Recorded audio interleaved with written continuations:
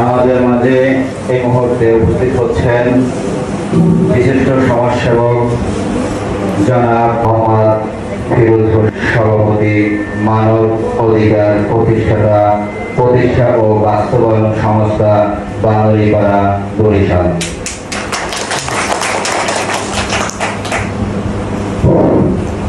Hello, আসসালামু আলাইকুম। আপনারা সবাই কেমন আছেন? আজকে যেন হাওয়া লেগেছে মানে আলো পাখিতে, অর্থাৎ মানবতার বা মানবাধিকার প্রতিষ্ঠার যে কাজের আমরা অগ্রগতি সেটাই বহিঃপ্রকাশ দেখা যাচ্ছে।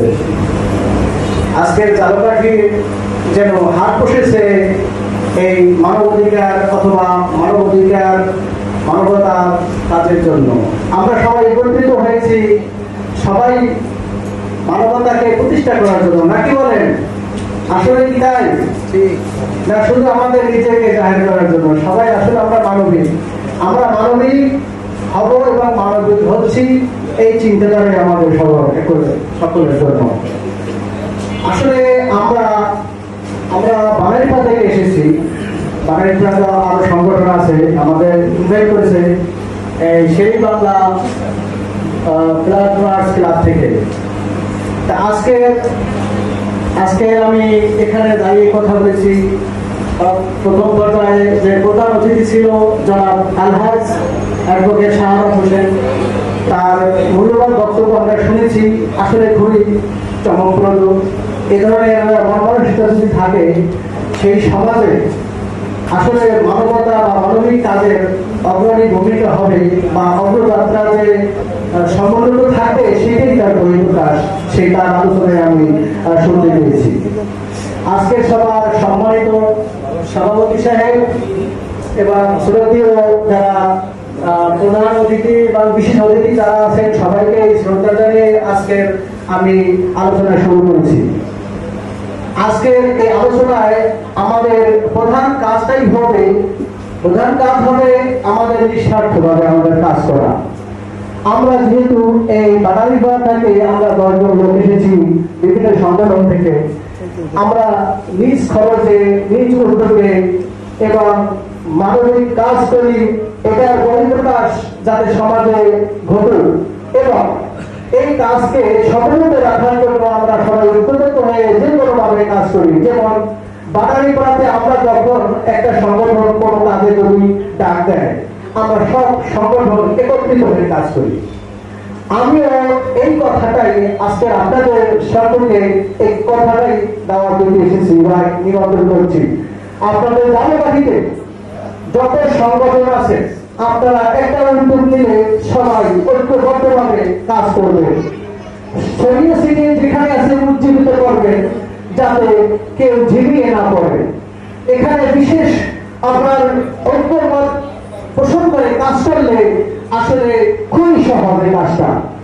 যেহেতু এই কাজটা একটু পারিশ্রমিক নেয় না, সবাই সরকার উদ্যোগ করে, সুতরাং এই কাজগুলোকে আপনারা সবাই একত্রিত করে সবাইকে আহ্বান করিয়ে, অর্থাৎ এখানে কোনো হিংসা বিভেদ কিংবা কোনো বৈষম্যতা না রেখে পদ পদবীর চিন্তা ভাবনা না করে আপনারা সবাই যার যার স্থানে আপনারা সবাই এই কাজে সাড়া দিবেন। কারণ এই কাজগুলো মূলত সবাই করতে পারে না, কারণ মানুষ সৃষ্টির সেরা আমরা জানি। আসলে কি মানুষ সৃষ্টির সেরা না? যারা সৎ কর্ম করে কিংবা যারা মানবিক, তারাই কিন্তু সৃষ্টির সেরা। এটাই কিন্তু হওয়া উচিত ছিল, নাকি বলেন? আসলে আমরা কিন্তু সেই সৃষ্টির সেরা এই কাজের পরিচয় আমরা দিব এই কাজের মাধ্যমে। আজকের যে অনুষ্ঠানটা করেছে সেই বাংলা ক্লাব খুবই সুন্দর একটা প্ল্যাটফর্ম তৈরি করেছে। এরকম বাৎসরিক ভাবে আপনারা সবাই তৈরি করুন। এখানে হয়তো বিভিন্ন সংগঠনের লোক এখানে জড়িত আছেন। এখান থেকে আপনারা উদ্দীপনা নিচ্ছেন, এখান থেকে উৎসাহ উদ্দীপনা নেবেন, যাতে আমরা সবাই প্রতি বছর যেভাবেই হোক আমরা এরকম একটা অনুষ্ঠান করে জানান দেব জাতিকে, সমাজকে, যে আসলে আমরা ভালো কাজ করবো, আপনারা আসুন। এখন আপনি যদি বাসায় ঘুমিয়ে থাকেন, ঝিমিয়ে থাকেন, তাহলে কিন্তু সম্ভব নয়। একত্রিত করে আপনি যদি এই কাজটাকে সমন্বিত রাখতে পারেন, দেখবেন আপনার দলে অবশ্যই লোকজন দেখবেন কাতারে কাতারে এসে গেছে। আপনার এইটাকে দেখবেন 500 লোক কোনো ব্যাপার না। আমি এই বক্তব্যের মাধ্যমে আপনাদের সবাইকে আহ্বান জানাচ্ছি, আমাদের বাঙালিপাড়াতে এরকম একটা অনুষ্ঠান করব, বিগত দিনও হয়েছে, তারপরে আবার একটা করব। আপনাদের সবাইকে আহ্বান জানাচ্ছি, আহ্বান জানাচ্ছি। তারপরে ব্যক্তিগতভাবে যা সভাপতি আছেন তাদেরকে ইনভাইট করব। সবাই কিন্তু আপনারা আসবেন, আমরা যেভাবে আপনাদের তাকে সাড়া দিয়েছি। নাকি আসবেন তো? না, সাউন্ড তো আসলে পাচ্ছি না। হ্যাঁ, আপনি হাতে গান আসবেন তো? তাহলে আসলে হাত কিন্তু কম যাচ্ছে, মূলত হাত কিন্তু কম যাচ্ছে। আসলে আপনাদের আশা নাই, আমরা কিন্তু ডাকে সাড়া দেওয়ার পরে কিন্তু আমরা এসেছি। আমি কিন্তু আমার সাথে কথাও হয়নি। আমাদের রাজীব চোদ্দার সেই উজ্জীবন মানবুল্লাহ সংস্থার সভাপতি বা প্রতিষ্ঠান, ওনার সাথে শুধু কথা হয়েছে। আর অন্য যত সংগঠন আছে তার সাথে কিন্তু কথা হয়নি, তার সাথে কেউ কিন্তু চিনেও না।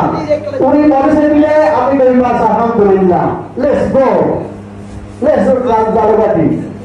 যেহেতু সে আপনাকে বলছে একটা সংগঠনের প্রতিষ্ঠাতা, অবশ্যই সে খারাপ পথে নেবে না, সে অবশ্যই ভালো পথে নেবে। আমাদেরকে সে তো আর নদীতে ফেলবে না। যেহেতু আমরা মানবিক কাজ করি, সুতরাং আমরা সব প্রকার সব ধরনের কাজে আমরা এগিয়ে আসবো। যেমন আমি আন্তর্জাতিক জাতিসংঘ ঘোষিত সেই মানবাধিকার প্রতিষ্ঠান ও বাস্তবায়ন সংস্থার সভাপতি বাণিজ্য থানার, এটা বাংলাদেশের বিশ্বের সবখানে আছে। আমরা এখানে বাঙালিপাড়াতে কাজগুলো করি, যে কোনো ভাবে যে কোনো অন্যায়কে প্রতিরোধ করতে আপনার কিন্তু ঐক্যবদ্ধ হবে। যেমন আমরা একটা চিন্তা ভাবনা করেছিলাম যে মাদকের জন্য আমরা একটা আন্দোলন করবো, অর্থাৎ সুস্থ দাঁড়ায় ফিরে আনার জন্য।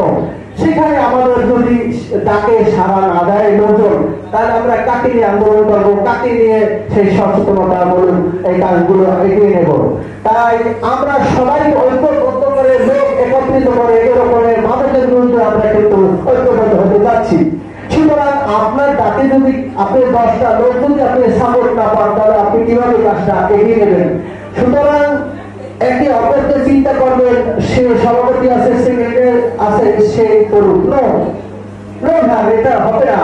আসলে যার পক্ষ থেকে এগিয়ে আসতে হবে। আজকের কে সভাপতি হয়েছে, কালকে আপনি সভাপতি হতে পারবেন। সুতরাং যেহেতু এখানে সভাপতি কোনো বিষয় না, সেক্রেটারিও বিষয় না, পদ পদবি আসলে কোনো বিষয় না। আপনি একজন মানবিক কাজ করেন কিনা, মানবিক কাজ করবেন কিনা, এই কিন্তু আসলে আপনার পরিচয়। আমরা সবাই মানবিক হব, মানবিকের বিকল্প নাই। মানবিক মানুষ কিন্তু, মানবিক মনুষ্যত্বহীন মানুষ কিন্তু আসলে পশুর সমান। তাই আমরা সবাই মনুষ্যত্ব অর্জন করতে হবে, আমাদের মানবিক কাজ করতে হবে। আমাদের সমাজকে সমুন্নত উন্নত রাখতে বিশ্বের দরবারে আপনার তামিল চলতে হলে আমাদের এই কাজগুলো করতে হবে স্ব ইচ্ছায়। বিশেষ করে যুবকদের আমি আহ্বান জানাচ্ছি, যুবক তোমরা যারা আসো সবাই ঐক্যবদ্ধভাবে এই কাজগুলো এগিয়ে নিয়ে যাও। যেহেতু আমাদের বয়স হচ্ছে, আমরা কিন্তু একটা তোমাদেরকে দেখিয়ে যাচ্ছি, তোমাদেরকে সব পথ দেখিয়ে যাচ্ছি। পরামর্শ হবে না, কেউ মাদকের দিকে ঝুঁকিয়ে যাবে না। খেলাধুলা হোক, মানবিক যত প্রকার কাজ হোক, এই রক্ত দিতেছে মানুষ সবাইকে সবাই। সুতরাং আমরা সবাই এগিয়ে আসবো। এই কাজগুলো কিন্তু তোমার কিন্তু একটা ভালো পরিচয় বহন করছে। আমি যুবকদের উদ্দেশ্যে বলছি, হ্যাঁ যুবক, শোনো যে আজকের এই সংগঠনগুলো কিন্তু মূলত ট্রেনিং সেন্টার। এখান থেকে তোমার চরিত্র বৈশিষ্ট্য কিন্তু আসলে শিক্ষা দিও। এখান থেকে তুমি ডেভেলপ হতে পারো, ডেভেলপ হলে তুমি পরবর্তী বাকি জীবনকে তুমি সুসজ্জিত করতে পারো।